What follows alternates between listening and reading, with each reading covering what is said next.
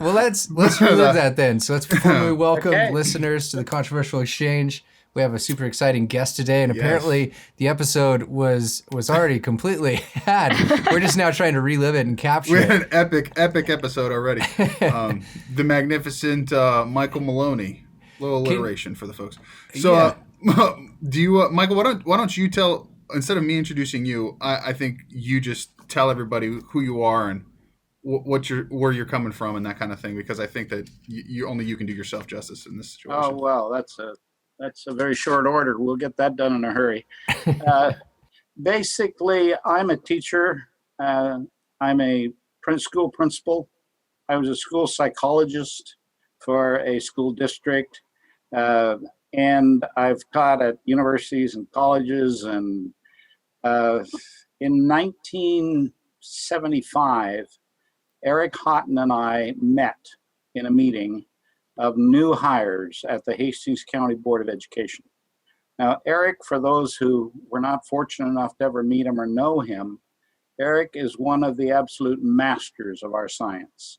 And he was the first doctoral graduate of Ogden R. Lindsley's, the man who created precision teaching. So Eric had come to join the board because he was tired of teaching at the university and he wanted to get back into the trenches. And I had just come back from working with Zig Engelman at the University of Oregon. And Zig and one of his trainers, Linda Olin, had trained me as a direct instruction trainer and presenter. And so Eric and I met in this meeting of new staff and introduced one another to the other, and immediately started seeing the potential of working together. I had the instructional side, he had the measurement side. We were both behavior analysts, so we could scrape kids off the wall with relative ease. And so we started working together. And I went to schools and set up direct instruction programs. And Eric joined me and brought in precision teaching and the standard acceleration chart. And our teachers made incredible gains with kids. Now, we were also lucky because Elizabeth Houghton, Eric's wife, was teaching in the same district, and she was teaching a kindergarten grade 1 class. And so we had the ability to start kids off right, as well as the ability to catch kids up. Well, nobody really understood the power of direct instruction within that board.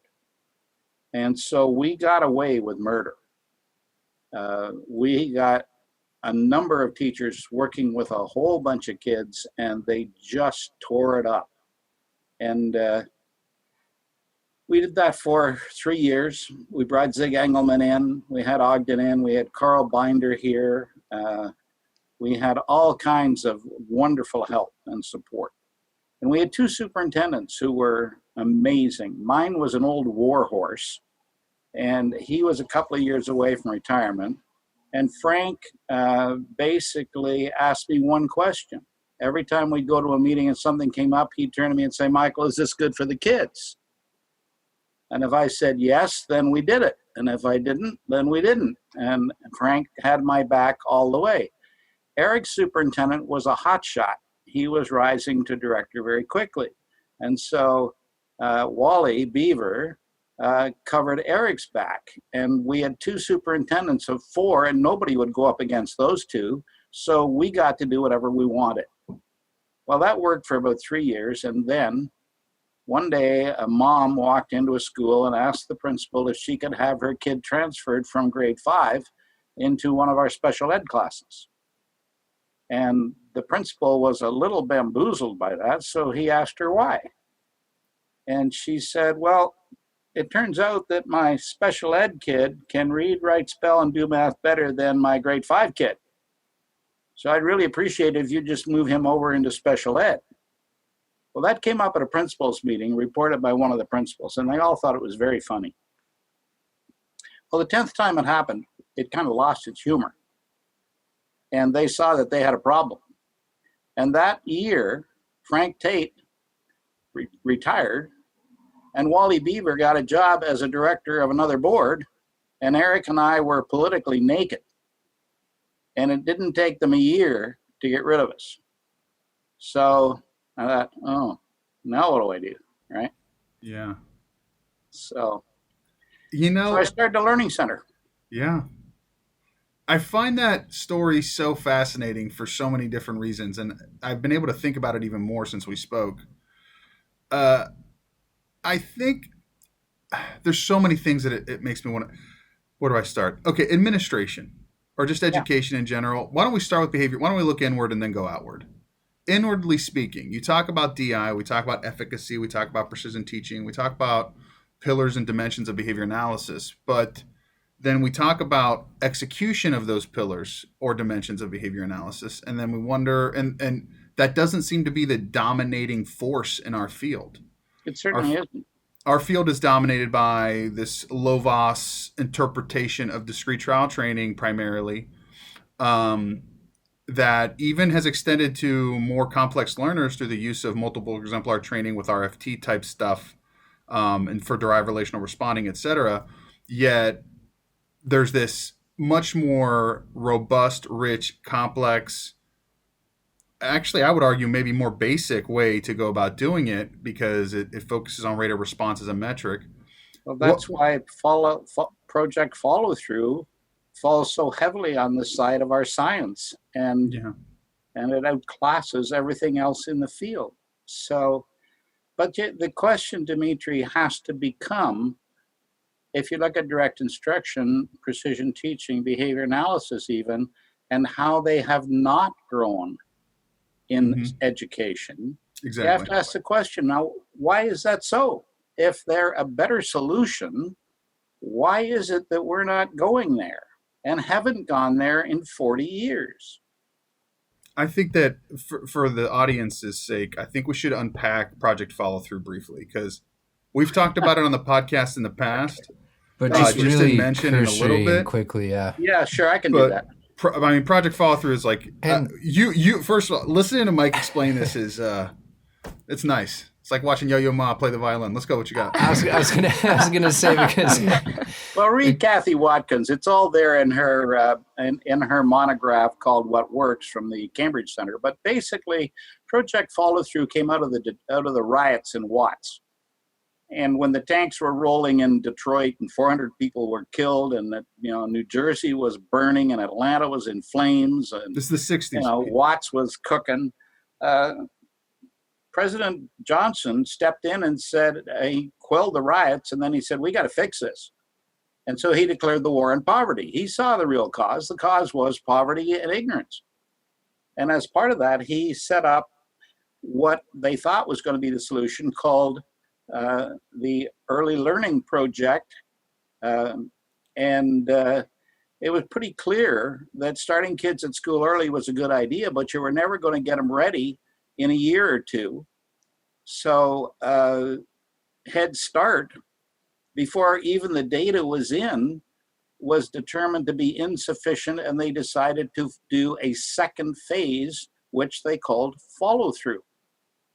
And FollowThrough was supposed to be a 3-year experiment in which every place that had a methodology was invited to participate, and you would get everything you needed to run your particular method in the system. There'd be like 120 to 150,000 children involved nationwide, and basically there would be supervision, annual testing, and a report at the end of 3 years.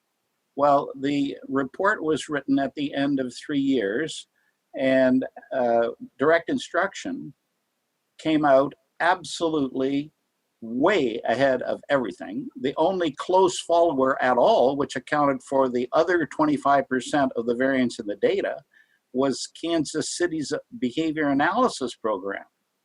So you get 2 behavioral programs taking up all of the air out of the room, and 14 different methods falling flat on their faces, some of them doing more poorly with their experimental group than the controls had done. So how do you go back to the president and tell him that teachers should be using direct instruction and behavior analysis? Well, back then we were still fighting a rearguard action against Freud. So this was going to be a reach. So they decided not to tell the president that it was working. They decided to tell him that the results needed to be replicated. So they rolled another 3 years. They fired Apt Associates, the original evaluators, brought in a second group, did the entire study for another $750 million US dollars in 1980, and replicated the experiment. Got a second report at the end of 3 years, and what do you think it showed?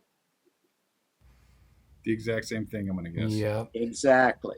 Yes. You can overlay the results from the first study over top of the results from the second study, and they are almost a point-by-point correspondence. Yeah. Well, you can't go in and tell the president that either, so what did they do? Buried it. No, replicated it. A third time? 7 times. Oh, okay. Yeah. It ran for more than 20 years. Yeah, it was over $1 billion study, the largest 1.2. educational study ever. 1.2 billion. 1.2, yeah. And that was like, billions back then were different than Oh billions yeah, that was now. $1978. Yeah. Yeah. And then they tried to bury the results. Well, fortunately, Doug from Columbia, his name will come back to me, but he managed to get a copy of the results as they were shredding them, or as they were about to shred them. And he blew the whistle on them. And then it became open. And then Kathy Watkins wrote her famous analysis of it. And yeah. Why is this so political? Well, ask yourself, Dimitri, what is the major reinforcement for education centers across North America, at least North America, if not the world? I mean, money. What? No, it's called calm, peacefulness, harmony. Running as planned. Yeah. I see. Yeah. Why did we get bounced out of Hastings County? Because you guys were creating disharmony? The harmony. Yeah. And we were no longer protected. Yeah. So why if kids are learning, though, theoretically, if kids are learning, their behavior should be improving over time, right? So it seems that I'm not sure, how does that create disharmony? That's the delay discounting piece, though, because those are long-term consequences. That's immediately is going to be huge disruption. Long-term, it might be beneficial, but the heck I'm not even sure it's in the short term, because basically what has to happen for people to make the change and use direct instruction or precision teaching or behavior analysis or any or all of the three, you have to learn new things. You have to do new things. You have to act differently. You have to get new skills. You need to be a much more accountable individual. I mean, a good BI teacher is going to teach the same lesson 3 times in a 45-minute reading period, not walk in between the desks and talk to individual kids. So it's even in the short term, it's a huge requirement in terms of personal change and personal learning. And not every teacher is willing to do that. And my understanding was that the educational institutions that train teachers, prepare teachers, are just completely disconnected from that as well, right? So I believe that was part of Kathy Watkins' book, right? Looking at that institution is just like, how do we even start retraining this perspective if those establishments are so ingrained in what they do? And it's highly politicized because you have major book companies that are selling millions and millions of dollars worth of books into school systems, and the books are going to get selected by committees, book selection committees that are going to make all kinds of requirements. So you've got 6 states across the United States who dominate the American education system, because if you don't get it through their committees, there's no point in printing the books because there's no market. So you take out Illinois, New York, Texas, California, states of that scope, and if you can't get it through their systems, their book selection systems, you're never going to get to market. And so how do they do that? Well, they have to meet every objective of every one of those committees in order to get a pass. So they wind up with 400, 500, 600 different objectives for a grade 4 math book. And the way they do that is they simply put in review exercises to cover every one, each one of which takes a third of a page. Otherwise, you'd wind up with a book that weighed 12 pounds and would look like an old-fashioned Bible. And yeah, that's the money. That, to me, I hear the calm thing, but when I hear you say that, I hear money. Well, that is money, but okay. Also that destroys instruction. I agree. You're absolutely right on that. You can't create learning in a third of a page and do it with raw recruit learners and get away with it. The good news for us is that 65% of our kids will learn from anything. Any program, any teacher, any school, 65% of them will be just fine. What do you think? And this is not my argument to anyone who's listening. I'm literally going to ask this question because it is an argument that is offered by people. It is not my opinion. What do you say to educators who would say 65% is what the system should be designed for, and then we should have a specialty category for the rest who fall outside of the majority? Well, you're only 100% wrong. That's what I would say to them. That's a serious political argument. That's a real argument that's offered by educators where the percentages justify themselves relative to the majority of what you're designing for. Because of the vastness and diversity and variety of job markets, and just people. Yeah. Yeah. Well, the smarter we get, the more efficient and effective we get, and the more likely we are not to have the problems we've got. I mean, look at that 35%. Where are they? They're in the ghettos. They're impoverished. They're immigrants, refugees, people of color. You know, they're not the Ivy League candidates. And why do we want them? Because they'll do the jobs we can't do because we can afford to pay them next to nothing to do it. And they're desperate enough to have to. Well, that's no way to run a country. I'm sorry. No, it's horrendous. Yeah. And I'm not holding us up as an example. I mean, Danielle and I are proud Canadians, but we've got our share of problems too, of people that we treat unfairly and unjustly. And, part of it is they have no education. They're really not trainable, especially in today's world, for work in industry or even in the forest industry to be able to make a good living, have a standard of living that will allow them to raise a family. They're the next generation of welfare clients. And that creates a whole lot of jobs for a lot of people with bachelor's degrees and master's degrees. I think that brings up an interesting point of discussion where we can pivot and say and look at it from this angle and wonder, why don't we program for more functional outputs within our educational paradigm rather than this kind of arts and sciences, college prep, I don't know, agrarian age setup that we have based on classical learning? Well, who designed the system? Plutocrats. What do they want? They want their kids at the top schools. Right? Right from the end of the Second World War, when the country schoolhouse that was run by the community got gobbled up with two others and made into a small unit, and then 5 years later became a district of 6 or 8 different schools. And now you don't have the community running it. Now you have a board of managers or counselors or whatever. And that system just keeps growing. The boards amalgamate. Now we've got regions, and now we got unions, and we've got, teachers, teachers unions and everybody's got their own stake, and we're moving further and further away from the source of connection to the child. And then the state steps in and has its, agenda of how we're going to do things, like by buying books in one area for the entire state, we can service this at a 30% off, right? And then the feds step in with their whole notion of, well, we have kids that can't learn. We need to do something special for them. So special ed starts, and then it burgeons into a huge beast.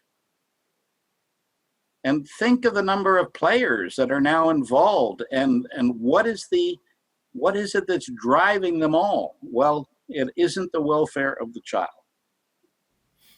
Yeah, that's the biggest, from our conversation. It's funny because, I was in a school for a long time. Then I lived this clinic life. I'm on my way back to in a school setting. And despite the best rhetoric or the best intentions, the medicalization of developmental disability, autism, and our special education in general, I think has created the conditions where we're no longer looking at what's actually best for the person. We're looking at what is best in terms of meeting the regulatory criteria and outcomes that are set by others, so as they can, number one, cover their liability, but number two, as minimally as possible, justify whatever expense they're doing so that they can capitalize on the back end. But don't forget to add in the insurance companies. That's who make the decision about where the money gets spent and which child does or does not get served. I mean, hello, they're really in a position to make that decision? Yeah. How do you think, if you're just a practitioner out there and you're in US rather than Canada, well, I guess you guys still are running on a medical type model. It's because, sure, from what I understand, behavior analysts in Canada are really not that allowed in schools. Danielle, is that pretty accurate still? We're slightly less lousy. That's a good way of putting it.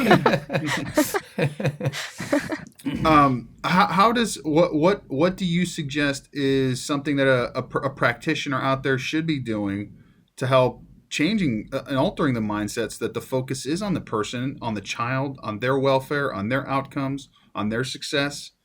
Like, what's the moves that they make in this kind of situation? You want them to have the same experience Eric and I had? I want them to hear what a guy who actually tried and did it and is sitting here on the back end 40 years later and has the benefit of hindsight bias to maybe guide a generation of other people now whose turn it is to step up to the plate. Well, first of all, it's a much tougher game now. There are far more players, there are far more rules, there are far more impediments to getting things done. I mean, when I started, you could get an assessment done on a child in 2 weeks. Now it's well over a year. They go on a list and you don't even see them for another year. But so no one person is going to change any of these systems. You have to pity the teachers. Many of them are in there, they are knocking themselves out trying to help these kids. And they got one arm tied behind their back because they got too many kids. They've got too much inclusion, too many different kinds of kids whose needs need to be served. They don't have enough help. They don't have enough support. They're just getting from day to day. I mean, they are in the front trenches and they're giving it their all. 50% of those people will be gone in 5 years. That's the statistic. Yeah, that's crazy. Well, and it's the top 50%. Yeah, the best ones get burned out the fastest. Well, and not only that, they're not in it for the pension. So there are a group out there that are just going day to day, putting in their hours, not really accomplishing a whole lot. And we see them in every staff room. And there's even a process for it called taking out the trash, where you take the most useless teacher and you foist them off onto some other school at the end of the year based on seniority or whatever. So the profession does a very poor job of maintaining any kind of standards because they were never trained well in the first place. So, and they have very, very wide-ranging powers to protect one another. You don't see teachers getting fired for not teaching kids to read. you pretty much have to get into some pretty serious trouble before you're going to get hauled up on the carpet and fired. So is this part of the reason that you went into a private learning center model? Exactly. Very perceptive, Ryan. Yeah, if I can't work in this one, I'll just build one. Because I know Ogden Lindsley was a big advocate of that, so I've been told, of move private as a result of a lot of this going on. Yeah, and Ogden Lindsley was the one who talked me into starting Quinny Learning Center, and I was the first one out the gate. Is it all right if we have you describe that a little bit? Well, after we got let go, I actually got a job in Portland, Maine as a principal. And I had Senator Ed Muskie, the senior senator for Maine, and Senator Ted Kennedy, the junior senator from Massachusetts, promising me there would be no problem getting a green card. Come on down, and we'll clean up a school. And I got hired based on interviews with staffs and parents of 3 different schools and administration. And they gave points to each candidate, and the candidates were ranked 1, 2, and 3. And when the day was done, number 1 got offered the first school, the next school, and so on. And I happened to come out on top. And they asked me which school did I want, and I picked a pile of rocks that was the worst school in the system. And Ron Reynolds, the director, said, "Well, Michael, you sure you want that school?" And I said, "Yeah." He said, "Why?" I said, "They're the only ones that can make me look good." Right? The other schools were pretty normal middle-class schools, right? No big problem there. So I couldn't get a green card. I was there for 3 weeks, met my staff, got things ready to start, and then they turned me down. They said, "Sir, you can't have a green card." So they sent me home. So I thought, okay, that's when I decided to build my own. And I started off, and this is what I would encourage many of the therapists to do. I started off with 1 kid, 1 blackboard, 1 desk, 1 room, downtown on the 2nd floor of a building that wasn't a walk-in. It was a destination shop, and I started there. And I built that into 10 learning centers at one point top $5 million a year. Yeah. So about how many people were you serving, and like what were some stats around that? At our peak, I had about 125 employees, and I had 10 learning centers, and we were looking after probably 1,500 clients. Okay. And outcomes of that? I assume everyone was just awesome learners. Someone coached you, Ryan. We worked a lot of the time in that expansion. We worked with injured workers. In Ontario, if you're injured on the job, you get 85% of your salary until you can go back to work. And some of these people had long-term soft tissue injuries. They were never going back to what they did before. And the province was going to get to pay them 85% of their wage until they were 65. So they really wanted these guys into some kind of a program that would get them a new job. And the first time it happened was pretty much luck. A guy walked into my office and said, "I've got a guy out in the car who doesn't know how to read. Can you help him?" And I said, "Yeah." And I met Clyde Jones, and Clyde came into my office, and he had a back injury. And I taught him how to read and do all the things, and they kept sending us more and more. And then they'd want us to take people that were 30 miles away. And I said, "Well, you can't do that, because by the time he gets here, drives here for 30 miles, he's going to be useless. And then he's got to drive home. He'll be in so much pain, he'll be a wreck. Can you open a center close?" So we wound up with 10 centers scattered all over Ontario. And we would take these guys and take them through a direct instruction, precision teaching, behavior analytic process, in which we had all of it laid out. And within 12 months, we would have them from wherever they were through their diploma. And the diploma was granted by the board, the exams marked by these teachers, not us, and off to college into typically technical programs like chemical engineering assistant or, high-powered projects, because they had to make good money. They couldn't wind up in some, like, would you like fries with that position? So we did that in 1 year, what the schools had failed to do in 12. And 92% of my students survived the first semester of college, irrespective of which college or which program, as opposed to 65% of the public schools kids. So yeah, but then Workers' Compensation Board got so much in debt that the government took it over and closed all that away, and we were out of business. So there you go. But those opportunities must exist out there. There are people who will pay. Yeah, because that's one thing I've seen, like the fit learning model of privatizing and expanding is really similar-ish, I think, business-wise to what you're doing. Probably a lot of differences in the details, but it seems to be that's one of the main ways that direct instruction, precision teaching is really thriving still today as a result of people going in the private realm. Yeah, Nick and Kim Behrens are very aggressive in terms of founding centers and getting them going, no question. And as far as I know, they're making very good use of the technology.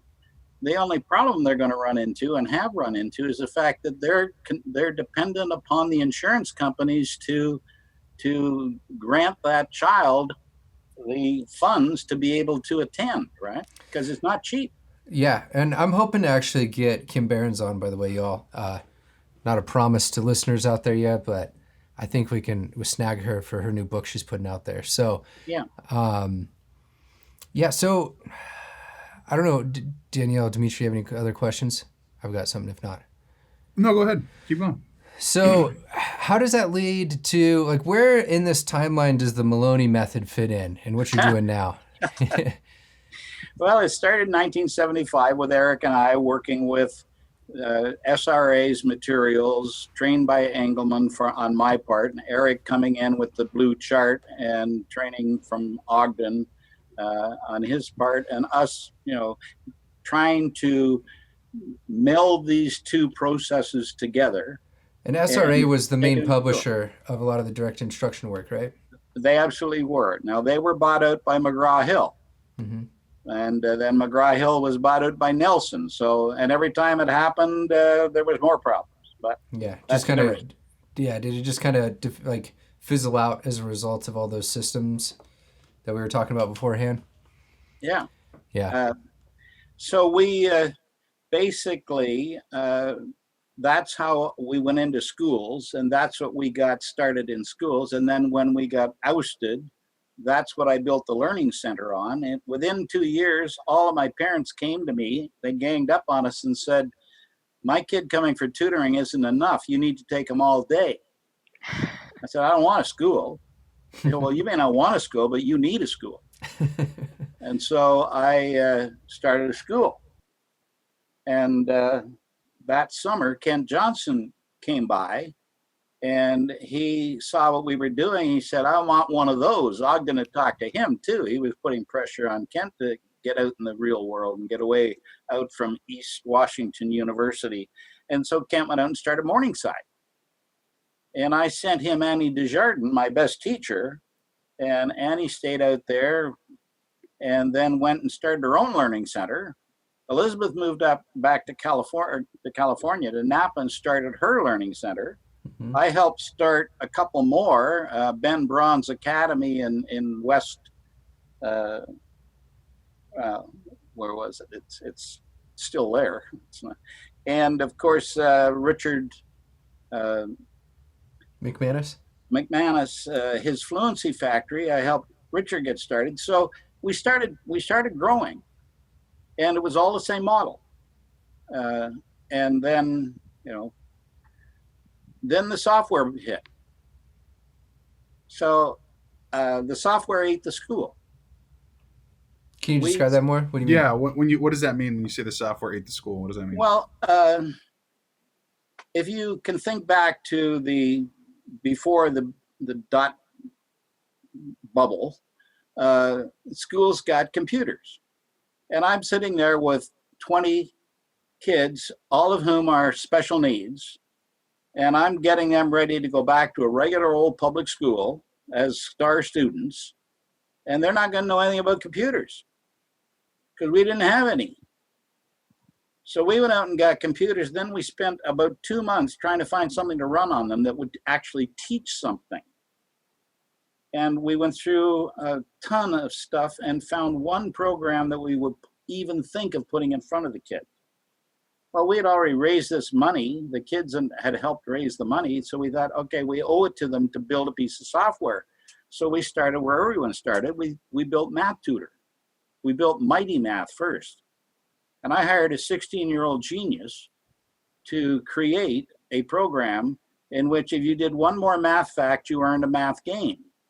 And you had to get to 60 facts before you could go on to the next phase and do subtraction. So Michael Summers, who I'm working with right now on this new project, and I built Mighty Math. And it was a precision teaching based program for teaching basic skills applications in math. When we were at the conferences that we went to, Scholastic of New York kept coming to our booth, and they asked us if we would come and talk to them about building some software for them. And finally, after the third one, when different levels of their administration showed up at our booth and we blew them off, the president of Scholastic came to our booth one day, and he was there. He was not going away without something. Mm-hmm. So we went to New York and met them, and we signed a contract to build 7 different math programs. It would be direct instruction plus precision teaching for Scholastic. At the time, they were the leading educational software company in North America. So we got Michael and his team, and I couldn't do the school and do the software, so I closed the school. And we built the software.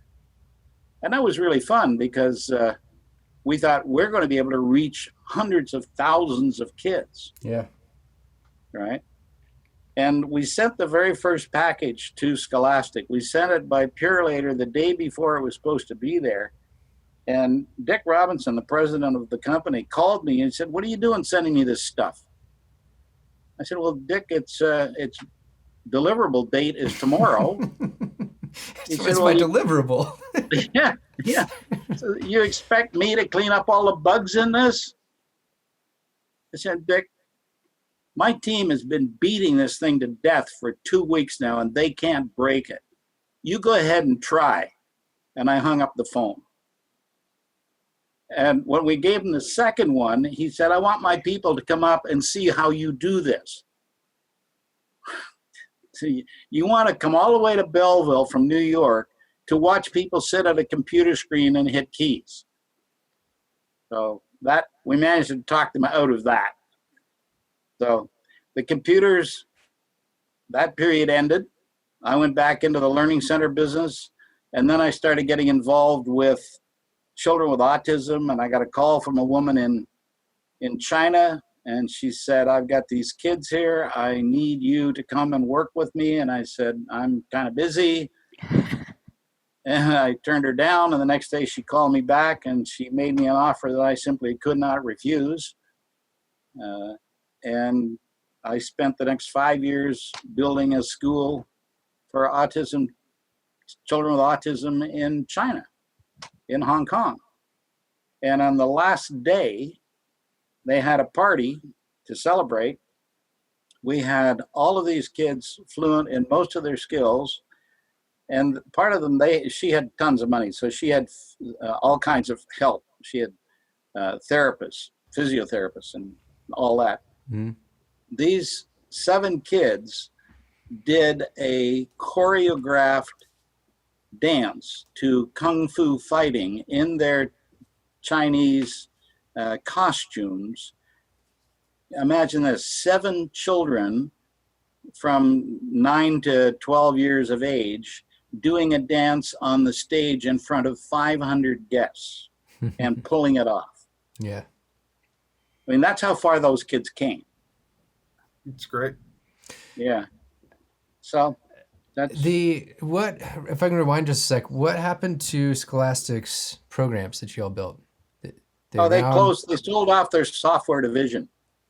Okay. Yeah, And like, but did those end up anywhere, or were they just kind of? Yeah, they wound up with us. I had kept the rights. Nice. When they Smart. asked me for the rights worldwide, I said, well, how many people have you got in Germany? I said, nobody. So what do you want the rights to Germany for? And so it was pretty easy negotiation. We gave them Canada, the US, the UK, South Africa, Australia, and New Zealand as the markets they could go to. And we kept the rights to everything else. Well, they sold off their division and all the rights returned to me. So then we created it as a disc, a CD, and we collapsed all 7 products into one. It was amazing. We sold it to the homeschoolers for $69. I wonder how many behavior analysts listening to this remember a CD. Well, yeah. But then Microsoft kept changing their platform, and when Windows 10 hit, our programs would no longer run on a Windows platform. So it was trash. It's gone. It's gone now? Yeah. So now you're working on the next one. It'll be back. It's in the pipeline. Nice. So the Maloney Method, can you describe that real quick and then what you're working on that's new? Well, the Maloney Method is nothing more than the influence of the giants of our field. Fred Skinner provided us with behavior analysis, right? Zig Engelman provided us with good instruction, direct instruction. Elizabeth Eric Houghton and especially Ogden Lindsley provided us with the measurement. So if you happen to be standing in the right place at the right time, you got the influence of all 3 of those, and you saw the power that was possible with these enormous methods. And so we simply started putting them together. And then we added a practice feature because we needed it. And we figured out, okay, we need directed practice, so you're monitoring them while they're learning, and you need independent practice to get them to fluent levels. And so that became the method. And it's been added to and plussed by so many different people. And we started out with it as in the schools. We spent 6 years going around to homeschooling conferences, selling it to homeschoolers as software and the beginnings of our book. When the period ended, well, I didn't tell you about the war. I got into a court battle with a colleague of mine who I had trusted, who didn't deserve to be trusted. Took 5 years, and when it was all over, my company was dead, gone. So the court made him pay me, but he wouldn't let me do anything. So I wrote a book called Teach Your Children Well. I don't know if you're familiar with it, but it became a bestseller. That's what you're looking for. Yeah. Got it. I got it. Yeah, it became a bestseller and won an award. And I went out on the book tour. And initially we started just locally. By the way, yes. I found an autograph copy.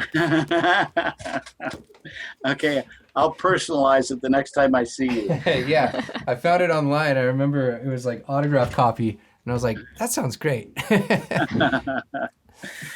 Well, I was going to all of these bookstores, chains of bookstores, and doing, essentially book signings. And I thought teachers would show up, and I thought parents would show up. And turned out the only parents that showed up are homeschoolers.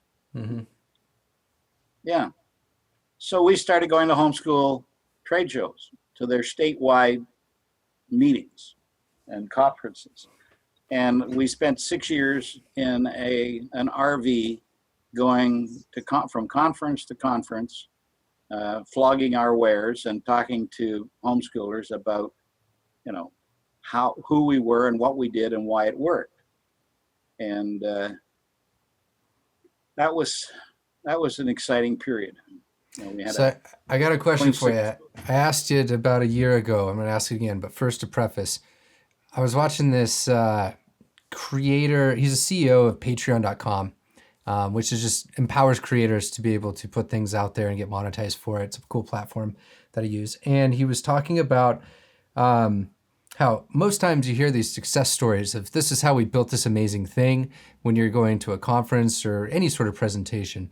But he was like, screw that. What I'm going to do is I'm going to tell you all the failures I've gone through. And the failures was in like loose terms, right? It was, he learned a lesson every single time throughout all of them. And he's showing that this trajectory to chasing this ultimate dream of that kind of is a moving target sometimes. And like, what is going to be, but it's, in this case, like educating children well, how it's ups and downs and ups and downs. And I feel like if there's anybody that's just kept going, there's a handful of people in precision teaching and direct instruction, and you're one of them. Like, how do you keep your motivation up after hearing this story of so many times running into roadblocks? Like you talked about an entire number of presidential cycles are like, yeah, screw you guys, or like, we're going to hide this stuff. All the institutions are against you. You were sued to the point that you had to shut your business down and restart it. You're like, I know at one point Zig Engelman was just like, I'm done. I'm going to the mountains. Right. Mm-hmm. And he just disappeared for like, what, 10, 12 years or something crazy? Oh, no, not that long. It was nonetheless, but like, what keeps you going on this stuff? Well, Ryan, ask yourself this. If you had mentors like Fred Skinner, who faced his share of challenges and failures, Ogden Lindsley, right, who was another one who just kept going, Zig Engelman especially, and you see people who have dedicated their lives literally to the service of kids, and you have the good fortune to have them as your mentors with someone like an Eric and Elizabeth Houghton and all of the other people, the Carl Binders of the world, you owe a responsibility. I mean, my whole positioning on this is from those who are given much, much is expected. And so I can't stop because it's got to, at some point, the spark has to turn into a flame. Yeah. And I'm just making sparks. And somewhere it's going to ignite. And I'm hoping it's this particular step. You seem very well positioned. You know how to do it. I hope so. You've got the battle scars. You've got, the hindsight bias? Yeah. I'm also almost 80 years old. I'm not a spring chicken anymore, right? You sure behave like one. Age is just a construct. Yeah. Well, so the Maloney Method now is, my understanding is online lessons, right? No, it's not. Well, is part of it. Some of it, yeah. So Danielle, I noticed you downloaded some lessons. You know what? When you had mentioned it in our meeting, I remembered I actually had downloaded them initially when you first advertised them, but I didn't realize that you had continued to upload more. So I went back and got them, and I did check in on my nephew, and he does not know how to read at grade level. And so I will definitely be working with him with these. Okay, well, let me tell you where that came from. When the COVID epidemic struck, we could see the disarray that was happening with parents and teachers. And we just basically said, what are you going to do to help? And the answer was, you've got 40 years worth of lessons here.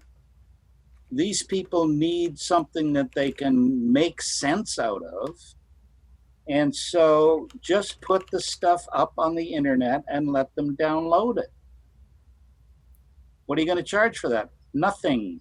That's our contribution to the battle against this pandemic. That's what would Og have done? What would Zig have done? What would Fred Skinner have done? What would most of our colleagues who are in a position to help have done? They'd have taken it and made those tools available.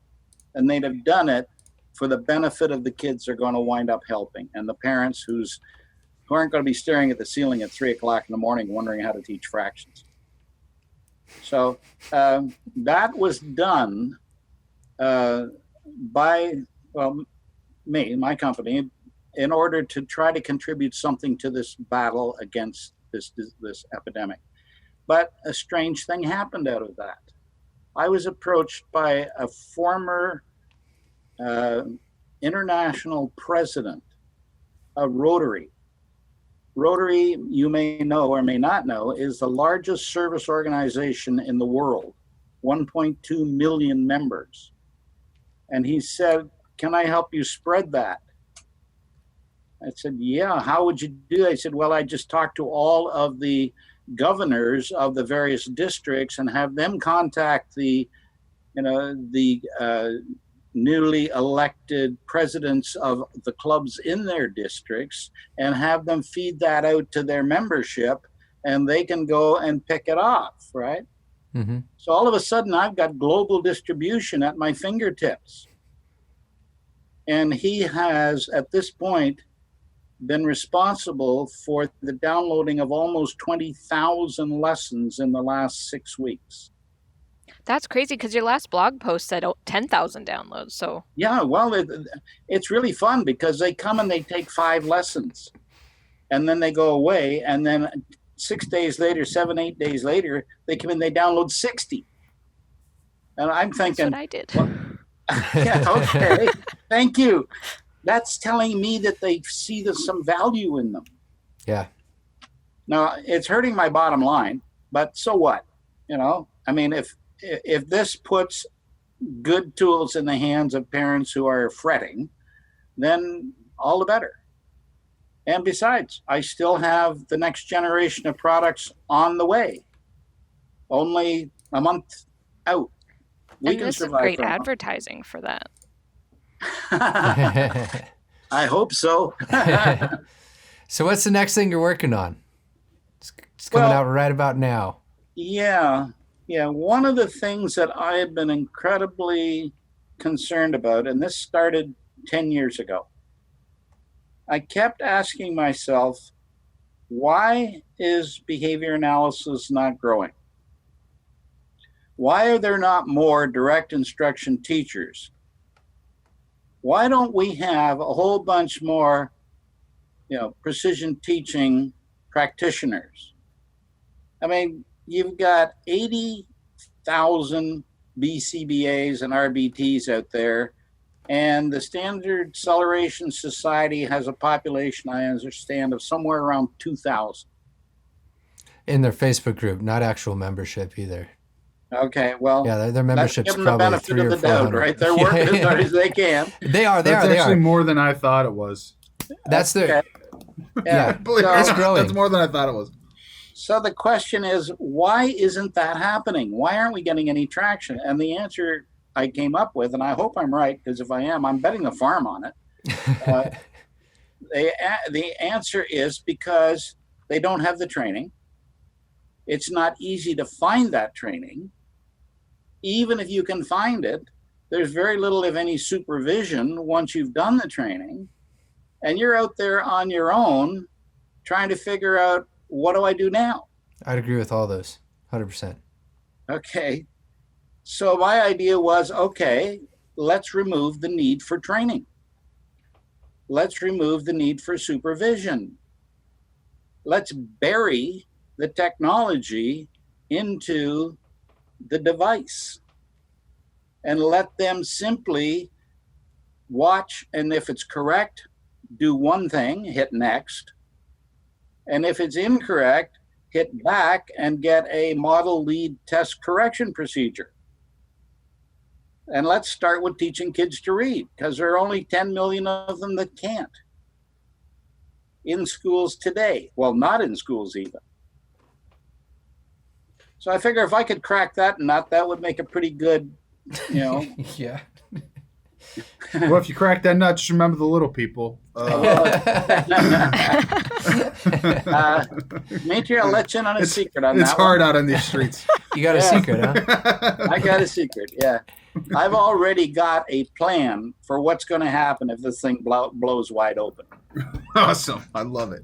Yeah. And the plan is Fire festival. I'm going to brace myself right now.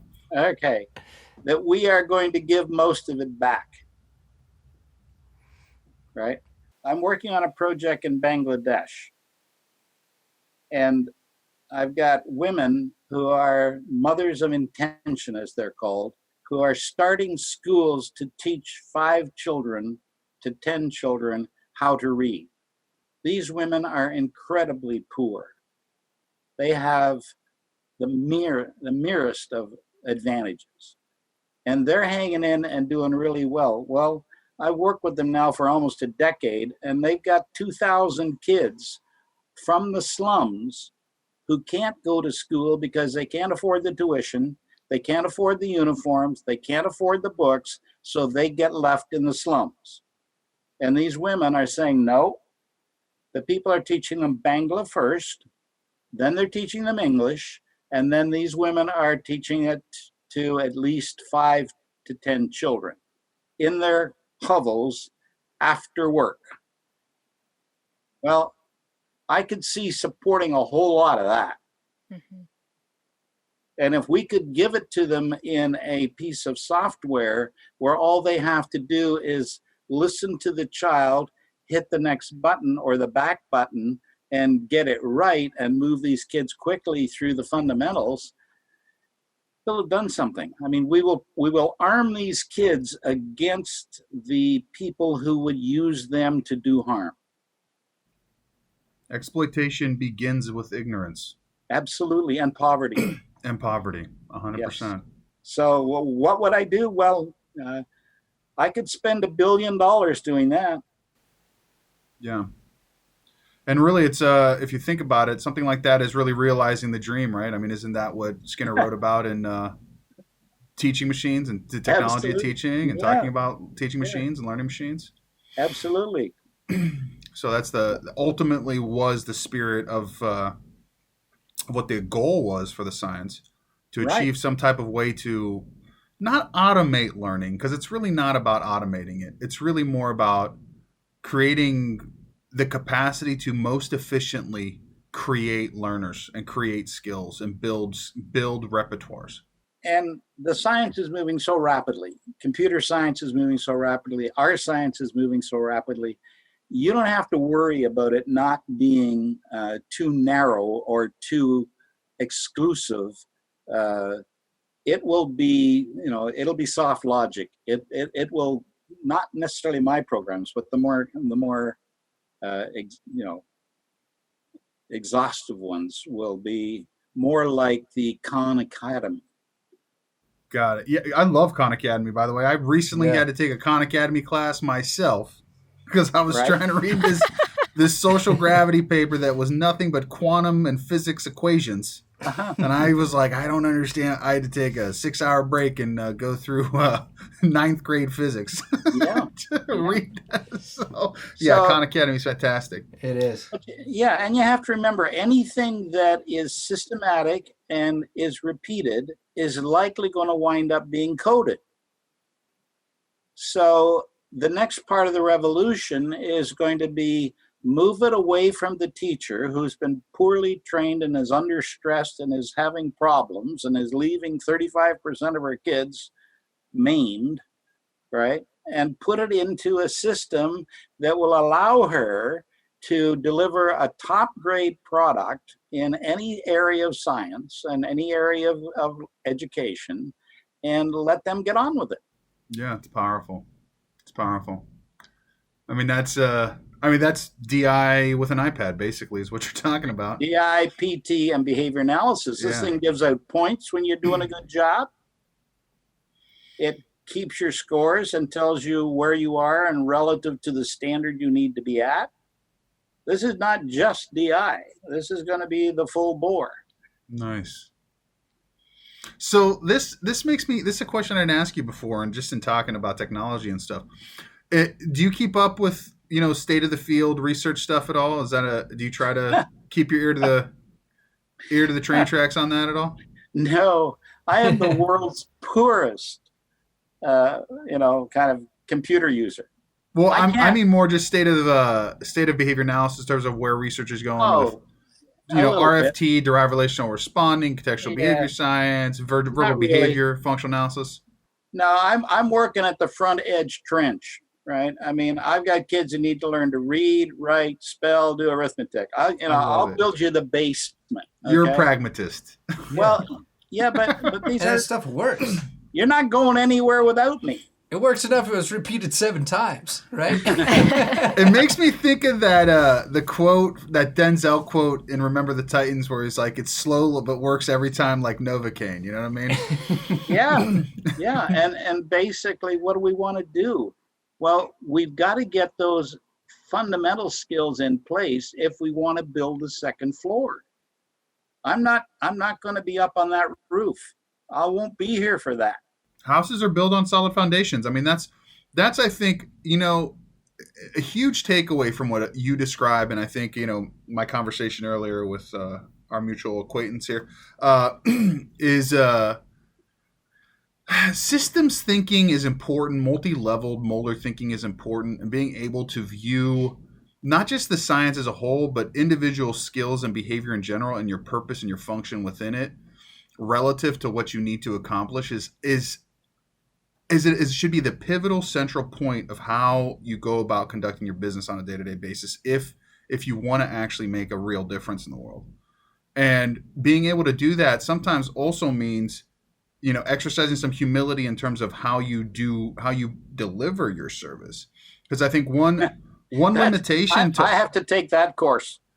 Well, one limitation on one of the everything that you're saying, as far as like what always worries me and why I was trying to like hint at before when we were talking about the medical model, is that behavior analysts don't really do direct service, So we have this train the trainer or whatever, train the implementer model.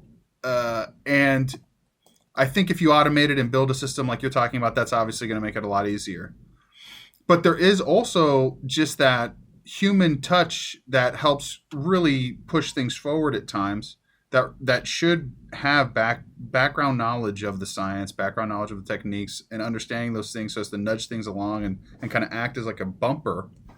Do you foresee like that a shift to something like this, or really trying to go to scale like this, requiring more behavior analysts to step up to the plate and actually provide service to actual people rather than just being more service administrators? Well, our behavior analysts have got to start acting more behavioral. Love it. Tell me more. I need to know more about this. Well, next time you run into a behavior analyst, ask them how much personal data they're collecting today. You mean for themselves? Okay. Yeah, on themselves. Their own, physician, heal thyself. Nice. You got me on that one.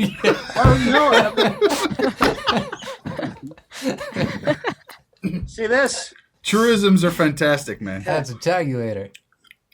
Yeah. Yes, it is. Yeah. That tells me that today I've washed my hands 9 times so far. Why? I'm in the middle of an epidemic. It makes sense. They say, please wash your hands.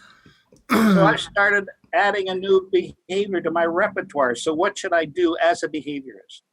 Shouldn't I count it? That's funny because that dawned on me. It's been dawning on me more and more. What we should be doing, what our jobs are, if it's a science. Because I talked to a friend a while back, and we were having a conversation of what the role of a scientist or practitioner scientist, or even someone who claims to operate within an evidence-based paradigm, for even just practitioner, forget actual research-oriented stuff. And it's like, what is it that we do? And, he was talking about scientists, and he was saying, well, scientists actually produce words, man. We're word makers. That's really what we do. So it's really about making words. But I would actually argue that's not what we do. We produce words as a result of, as a function of counting things. So actually the behavior that we engage in is counting things. And it just so happens that we express that in the world. And also recording the counts. Exactly. and having a standard against which to compare the counts so that we know where we are and when it's time to make a change. And, like, how many of our behavioral colleagues are collecting personal data on their own personal behavior that will assist them to become better practitioners? I mean, I don't see a lot of people wandering around with decks of SAF meds with all the new treatment definitions, names, and that, and getting those to 50 a minute, right? And we're mostly all guilty of that. Oh, 100%. I mean, I'm guilty of not tracking anything. I have a checklist I use, but that's about it. Okay, well, if you had my kid, I'd ask you to do a 1-minute timing on think, say, praise statements. Because if you don't have a significant praise repertoire, you are not going to be able to congratulate kids and comfort them and give them feedback that's positive and different. All right. So we need, right off the top, there's some fundamental skills that we don't have any data for, and yet we call ourselves behaviors. Right? How many math facts a minute can you do? How many dots can you put on a chart in 1 minute? It's great. I haven't tested those out since a few times ago when I was practicing. It's been years, man. Yeah. But you need to run that once every so often just to make sure. Guess what? I've dropped from 30 dots per minute to 25 dots per minute. Why? 79-year-old eyes don't do as well. Okay. That's pretty funny. Well, Hank Pennypacker has counted his steps for at least 25 years on a daily basis. What did you use to count them on? Before iPhones automatically track this stuff. You got pedometers. That's right. He has a pedometer. Gosh, sorry. That's okay. No, that's a fair question. How did he count them? Right? He used a pedometer. And what he has noticed is over the last 5 years, his steps are slowing down. He's decelerating. And so, like, physician, heal thyself. If you are not collecting something on your own personal behavior, I question that you really are a behavioral practitioner. You may have a degree or you may have a designation, but you don't have any behavior. And, I started this simply because I want to survive. And I'll probably wash my hands a couple more times today. Ryan, you did a video on that, and ever since I've always found something to collect data on myself. Good. What are you collecting on right now, these days? Right now, because I'm trying to learn a little bit more about ACT, I decided to try and practice some of the things in the Hexaflex on a daily basis to try and get a better understanding of it. Okay. And how are your counts? My counts are, I'm only on like day 6 of this one, so they're still a bit reactive. That's when it's usually going really well before it dies off, right? So I'm waiting for the reactivity to die.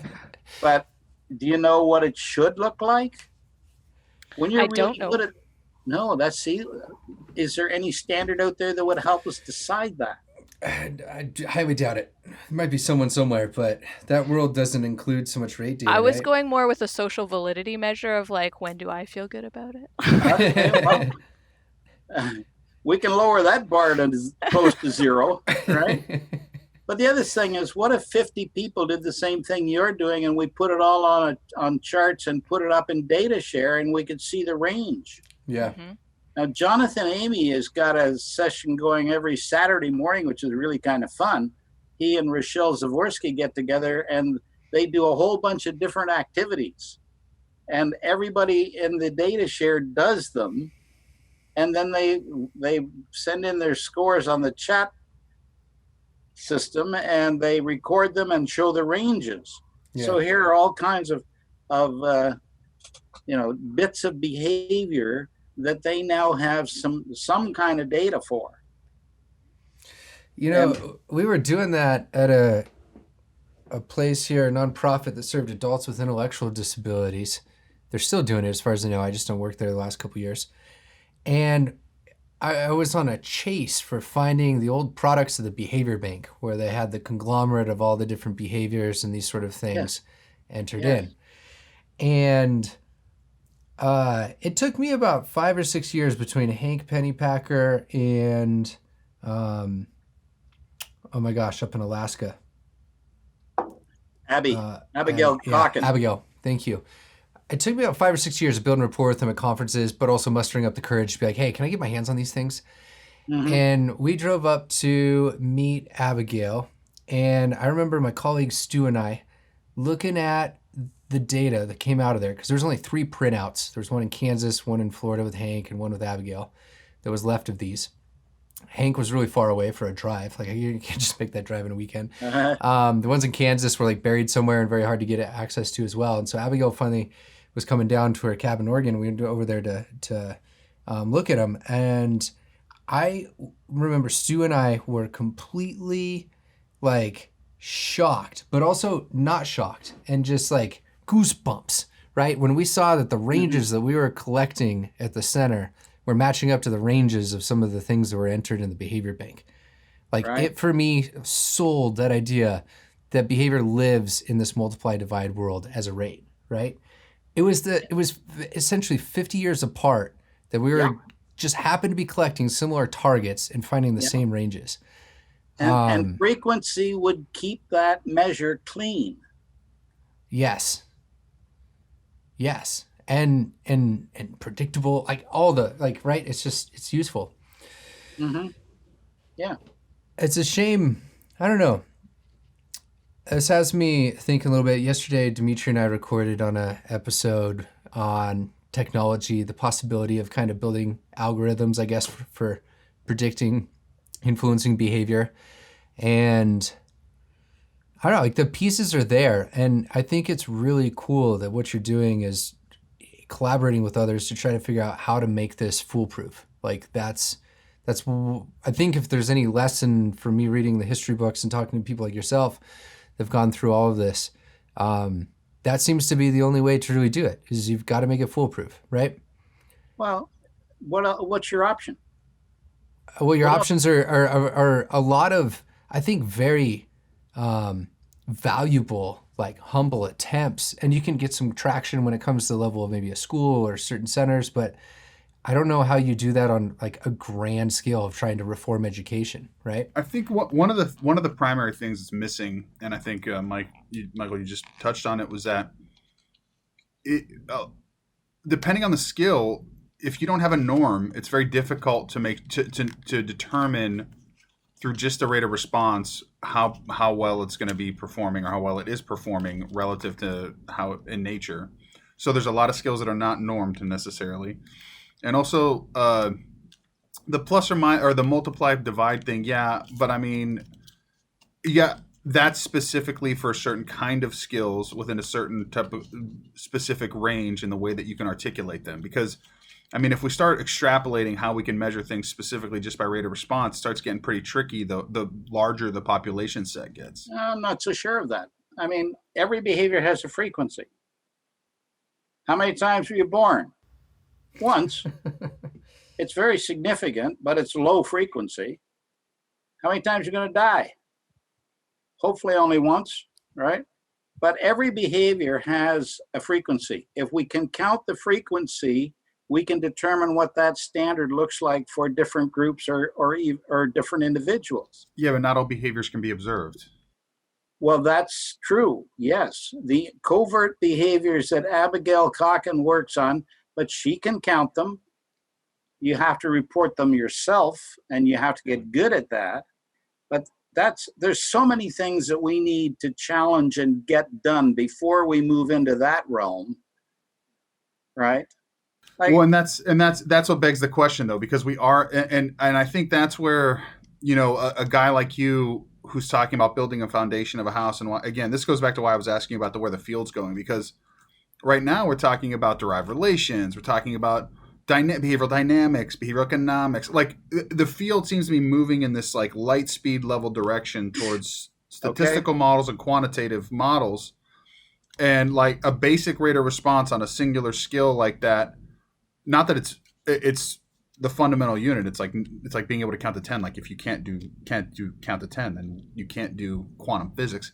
But I mean, like if we're talking about how do we get people to adopt these particular things, how do we get to talk about them? I think that part of it too isn't just embedding it within a learning technology, because that keeps it kind of in education. Because I think part of the thing that has left PT limited in terms of its widespread adoption is, number one, its emphasis on skill acquisition, and that not being the function that behavior analysts serve in their vocational settings.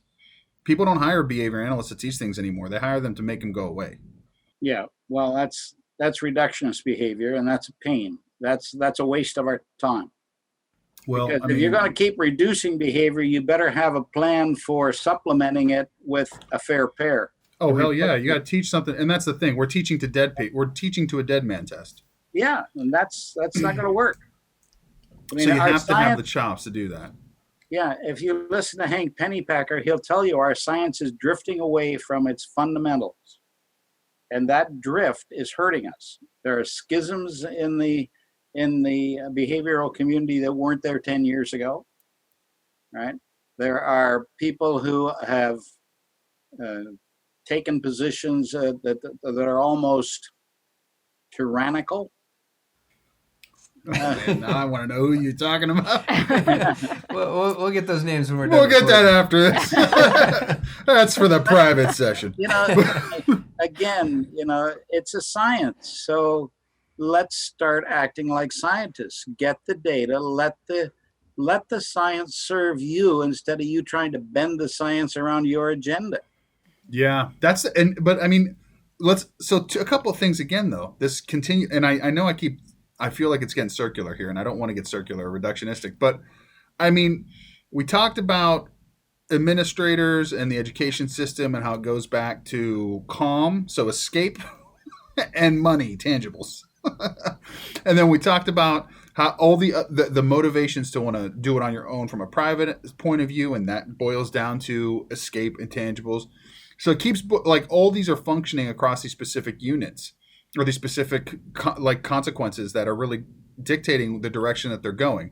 So if those particular consequences that are dictating or running the field are consequences that are selecting for this service administrator type job or consultative model, then where does that leave us moving towards the future? Do we just start calling ourselves something else? Do we just? You gotta. At some point, we got to get back to behavior. Yeah. Not administration, not plans, not policy, not regulations. Let's get back to looking directly at the behavior and how we can best measure it. And I don't care whether you're talking about inners or the number of times and digits you can write per minute. We can get some kind of a gauge on any one of those, and we can replicate that with lots and lots of people, and we can find some kind of a range that most people fit into that make us look normal or not outside the realm. So it's, there's so many problems that we need to resolve, but at some point you also have to look downward into it and say, okay, so you want this child to learn to spell. Well, take a look at how he's holding his pencil. Take a look at the fact that he can't even move his hand up and down 100 times a minute to grasp the pencil. And so we've got, especially with some children, we've got some really, really significant composites that we need to put in place in order to get to a point where we can have him pick up a pencil and begin to form the letter S. And this is great. Let's talk about composite. Let's talk about component composite analysis as a way of troubleshooting, or Well, just even as a way of thinking of behavior. Let's do that. yeah. I think that's Well, because it Eric fits within Houghton an pops idea of to mind. systems thinking. Yeah. Eric Houghton pops to mind. It was he and Andy Desjardins that did the Big 6+6.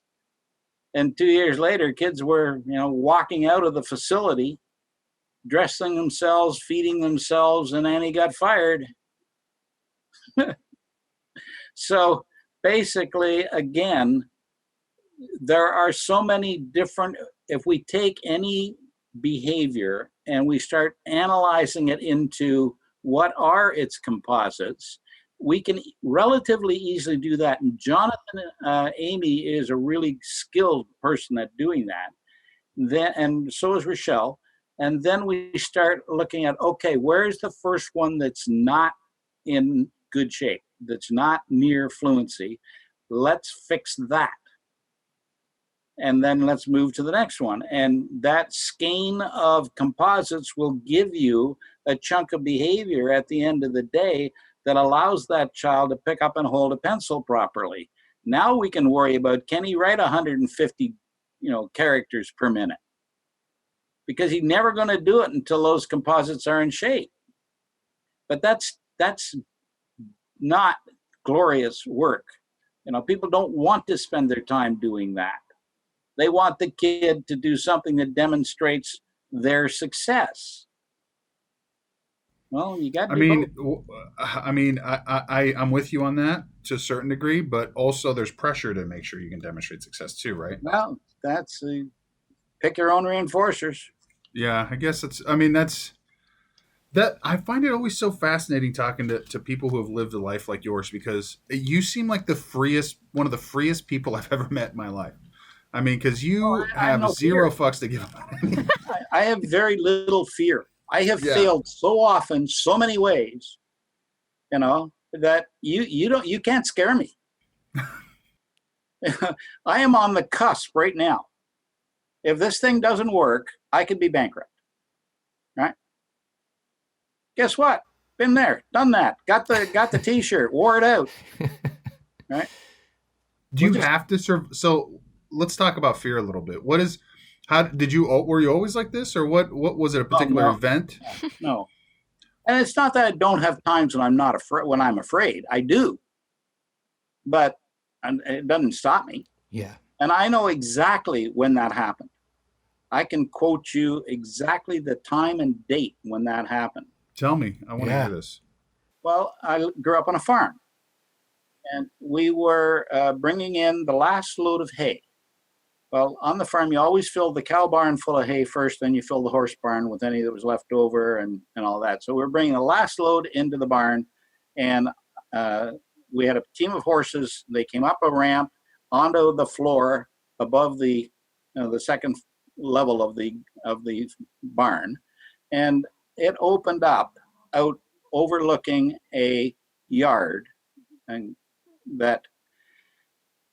my dad was up in the mow, and I was getting the horses ready to unhitch, and he came back down. He said, "Take Darky's halter, take her bridle." I said, "What do you mean?" He said, "Just grab her bridle." So I reached up and grabbed her bridle. He grabbed the other horse's bridle, and we looked out, and there was a bar coming across the sky. It was black, it was wide, and it was moving quickly. And I looked out, and there, just across the barnyard fence, was 10 acres of wheat that we would start harvesting the next week. And that was to pay the mortgage. And that storm came through and turned that into mud. And we held the horses so they wouldn't bolt and go over the edge and out into the barnyard. And I thought, oh my God, now what do we do? And when it was over and the storm had passed, my dad turned to me and he said, "Well, I guess we're going to have to raise a few more calves this year." Super casual. Oh my God, look at you. You just took a body shot. You can't pay the mortgage next week. And you're turning around saying, "Well, I guess we'll have to, go to plan B." And I learned right then that there's really very little to be afraid of. That most of the things you worry about and fear, as I say, they never happen. So I just adopted that positioning. And yeah, am I in danger right now? Yeah, I am. But who cares? I've been here before. Psychological flexibility at its best. Well, I think, and it bothers me, but I think there are too many people who are afraid to live fully. I think they want more, but they're not willing to take the risk to get it because they're afraid they'll fail. Well, go out and fail a few times. You'll find out it's nowhere near as bad as it sounds or feels, and nobody cares, right? We all think that other people, will look at us differently. Well, bite me, right? I mean, fear is it's a thing that permeates our world today, and I think that risk aversion has become ingrained and embedded in the way that we live our lives. I don't know. I think that It's not new. Yeah. Not new. Look in the Warsaw Ghetto. Look over history. It's a question of you deciding for yourself the amount and type of risk you're willing to engage in. And for some people, it's a relatively small, short amount, and that's fine if that's what they're willing to do.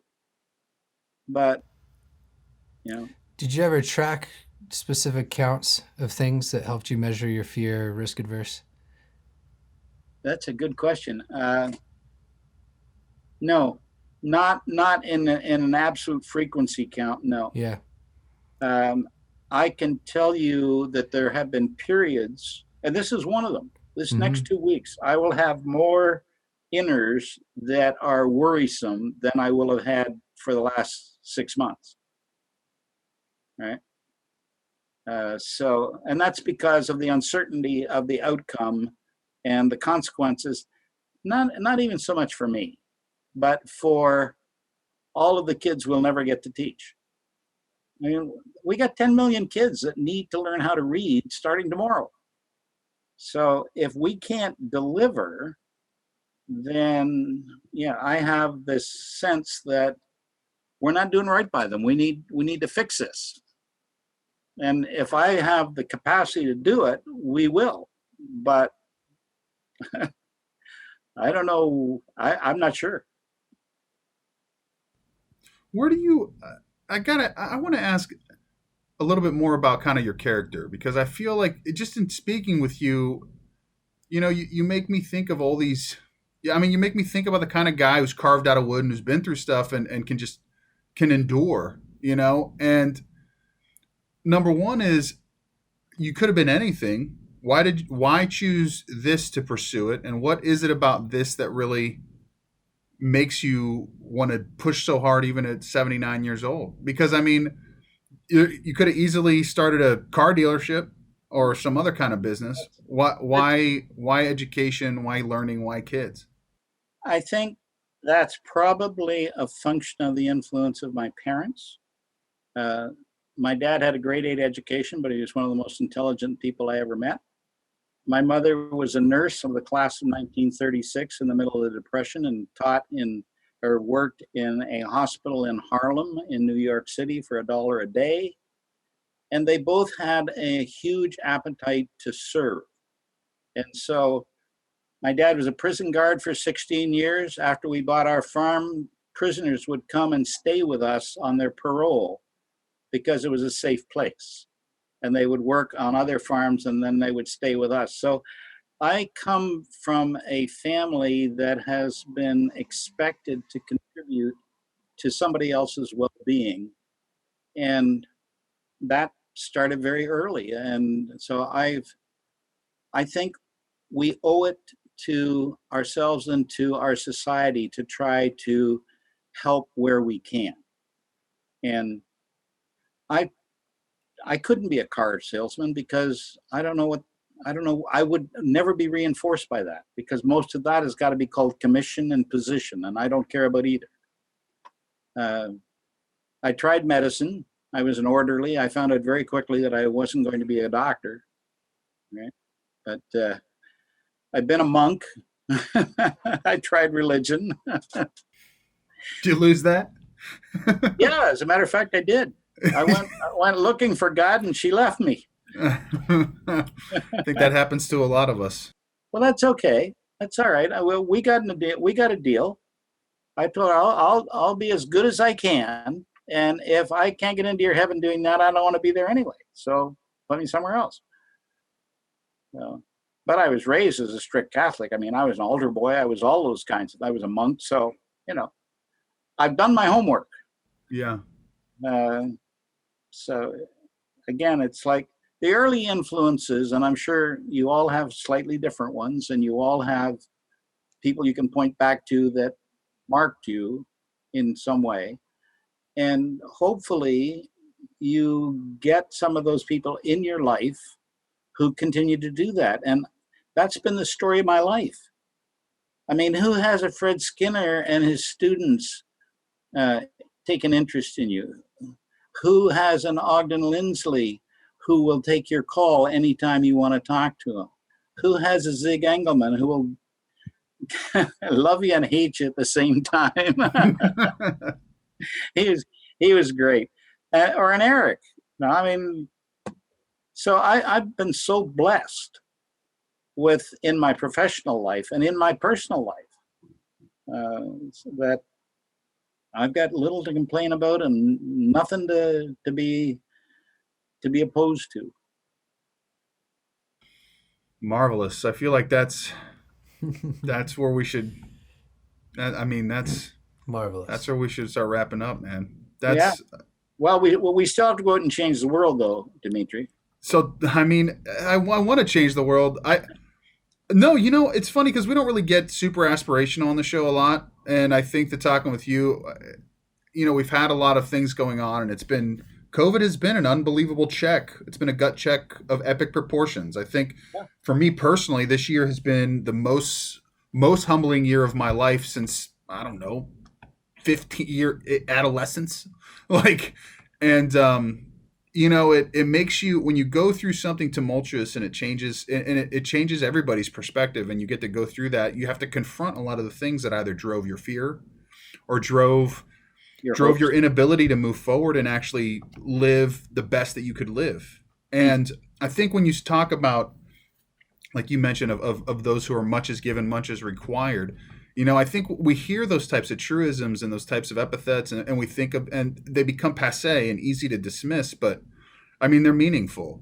And, that kind of sense of a call to service is not the kind of thing that you hear people talk about anymore. It's, you hear cutesy epithets about the kiddos, but it's not a deep, soulful, existential necessity to participate in the process of bettering humanity in such a way where that is your mission in life. And I think that part of it is because it's a scary, like, to say and declare a moral position of that magnitude is to make a pretty serious statement about what you believe you are and what you believe you're capable of, and committing to that and facing what kind of failure might come as a result is an overwhelming notion in many instances. And I know that's something that I've struggled with too.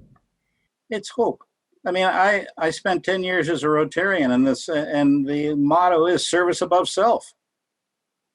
All right, so go out there and do something. I mean, when AIDS came along, we went out and raised $800,000 to fight AIDS. Right? Part of a good team. But if everybody gets their shoulder to the wheel, man, there's so much we can accomplish. So, yeah, it's just time to work. It's a roll up. There's no, when it's all said and done, there's no substitute for rolling your sleeves up and getting dirty. Absolutely. Sweat is the great equalizer. Yeah, get down in the trenches and deal with it, because what you're going to find down there is a lot more hope than despair. You're going to find people who are willing and able and committed, and you will be in good shape. That's why I've always had those people around me. Yeah, no, it's wonderful. What a beautiful message. Powerful stuff. It's marvelous. That is marvelous. So, where can people find you, Michael? And where are they going to find? Should be looking at the app sometime soon. Again, a month or so, right? Yeah, August 12th is going to be the launch date. That's 1 year to the day that we started the project.